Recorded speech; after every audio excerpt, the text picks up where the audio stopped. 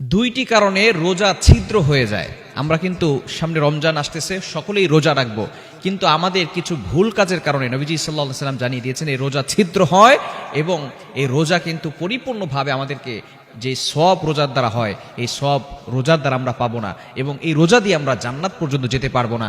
এই রোজা আমাদেরকে জাহান্নামের আগুন থেকে বাঁচাতে পারবে না, কেননা আসিয়ামু জুন্নাহ, এই রোজা হচ্ছে ঢাল স্বরূপ জাহান্নামের আগুন থেকে।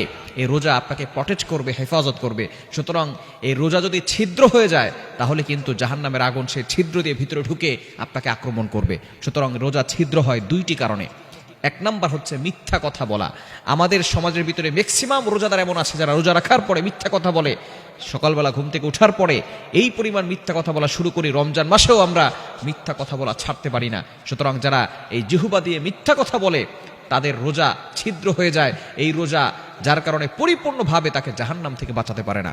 দুই নাম্বার হচ্ছে গীবত করা। আল গীবাতু আশাদ্দু মিনাজ জিনা, গীবত ইজ হার্ডার দ্যান ফরনিকেশন। এই গীবতের গুনাহ হচ্ছে জেনার থেকেও মারাত্মক গুনাহ। আমাদের সমাজে ম্যাক্সিমাম মানুষ এমন আছে, ম্যাক্সিমাম রোজাদার এমন আছে, বিশেষ করে মা বোনরা যারা আছেন এই গীবতের গুনাহের কাজটা বেশি করে থাকেন।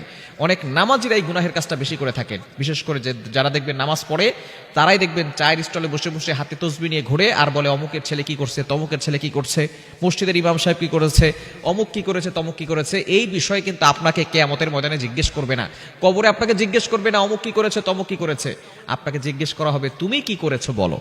এজন্য অবশ্যই আপনি আপনার রোজাকে ছিদ্র করবেন না গীবত করে, মিথ্যা কথা বলে। এই মিথ্যা কথা আর গীবত, এই দুইটা জিনিস আমরা করি জিহ্বার দ্বারা। আমরা যে জিহ্বা দিয়ে সাহারি করি আবার ইফতার করি, সেই জিহ্বা দিয়ে আবার আমরা রোজাটাকে ছিদ্র করে ফেলি। সুতরাং আসুন এই রমজানে আমরা পরিপূর্ণভাবে পরিকল্পনা করব যাতে করে প্রতিটি রোজা পরিপূর্ণভাবে রাখতে পারি, জিহ্বা দ্বারা কাউকে কষ্ট না দেই। আমরা অনেকেই আছি এই জিহ্বা দ্বারা মানুষকে কষ্ট দেয়, কথার দ্বারা কষ্ট দেই। আঘাত শেষ হয়ে যায়, যখন ব্যথা কমে যায় তখন আর আঘাত থাকে না, কিন্তু মুখের কথা দিয়ে যদি আপনি কাউকে কষ্ট দেন, এই কষ্ট সাধারণত মানুষ ভুলতে পারে না। এজন্য অবশ্যই জিহ্বা দ্বারা কাউকে কষ্ট দিবেন না। নবীজি সাল্লাল্লাহু আলাইহি ওয়াসাল্লাম নিজে জানিয়ে দিয়েছেন, সহিহ মুসলিম শরীফের হাদিস, আল মুসলিমু মান সালিবাল মুসলিমুনা মিন লিসানিহি ওয়া ইয়াদিহি, a true Muslim is a person, প্রকৃত মুসলমান হচ্ছে ওই ব্যক্তি, those hand and mouth for safe everyone, যার হাত এবং মুখ থেকে সকল মুসলমান নিরাপদে থাকে। এজন্য অবশ্যই আমাদেরকে সব সময় চিন্তা করতে হবে যাতে করে রোজাটা পরিপূর্ণভাবে আদায় করতে পারি এবং মুখের দ্বারা কাউকে কষ্ট না দেই। সুতরাং আমরা আমাদের রোজা এবছর ছিদ্র করব না, আগে থেকেই প্ল্যান করব, পরিকল্পনা করব।